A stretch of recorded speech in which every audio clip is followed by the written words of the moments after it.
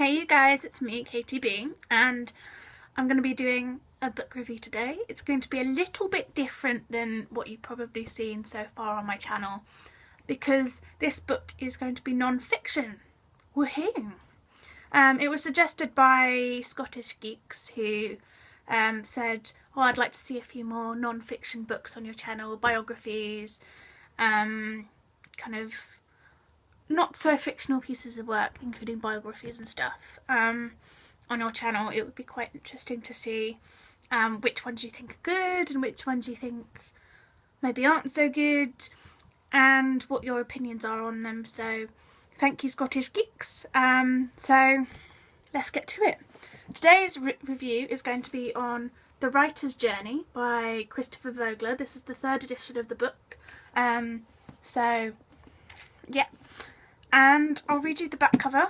There are a few quotes on it, and I'm not going to read those out because, you know, they're other people's opinions, they're not mine, and I don't want to be reading those out when this is a review from me, if you understand where I'm coming from.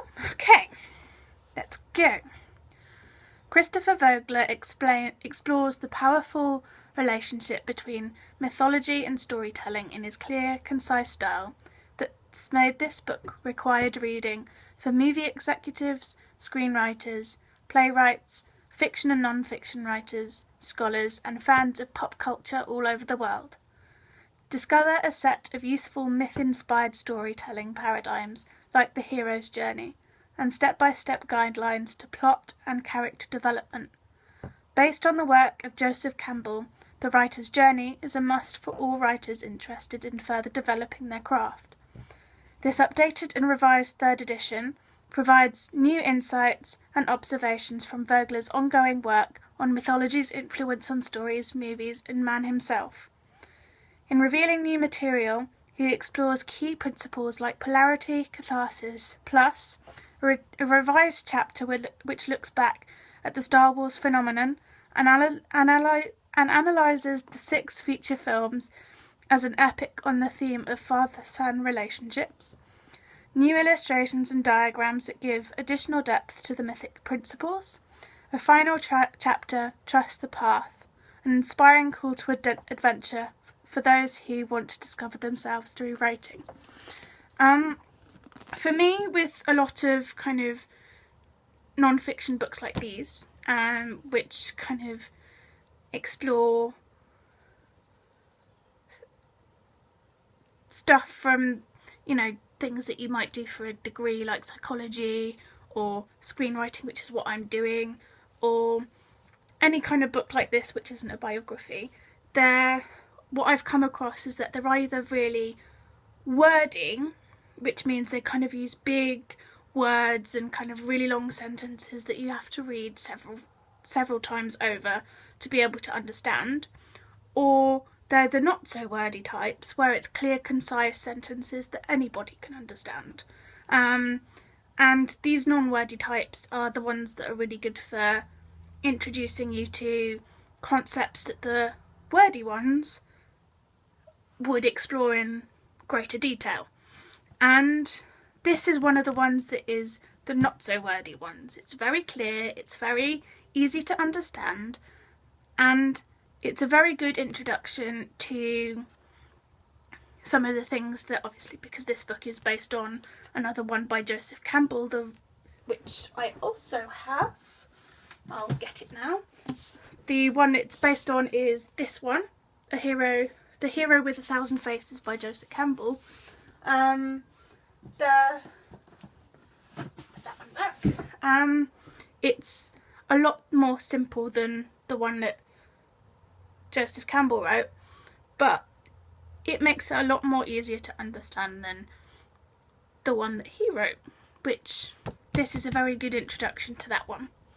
And it's set out really, really nicely, and which is nice. So it's got the book 1 shows, sorry for the darkness there, mapping the journey, and then there's all the characters that in the archetypes chapter, so they've got set chapters and stuff.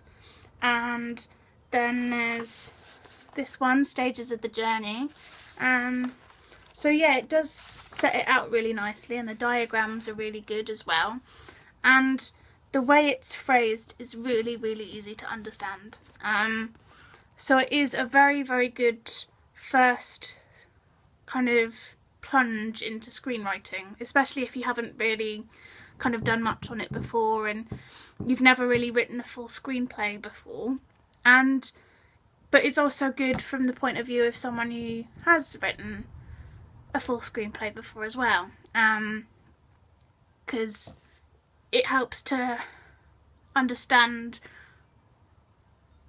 what you may have done wrong with it and what you've done right with it. And so it is a very, very good book, and I'd recommend it to anybody who was interested in kind of learning how to write screenplays. It is a very good book, very well recommended, and it is one of the ones that you maybe first start off with as well, because it's not one of the wordy ones that I will kind of explain for a wordy one like Joseph Campbell's. It is kind of very big words and long sentences, and you do end up kind of reading those ones several times over on the page, which obviously lengthens out the reading time.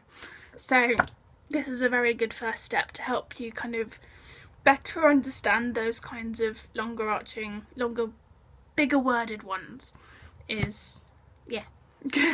So it's a very good one for beginners and for those who aren't in the beginner stage but would still like a little bit of a push in the right direction. So it's recommended for both types of people. So yes, I'll put the links down below for you guys, and I'll see you in the next book review, which this is the only one for this week up until maybe Monday, Tuesday, or maybe even Wednesday, because obviously it's still Easter break. Still got a little bit of work left, and obviously going back to uni on Monday, so it'll be the only one for a little while. So yes.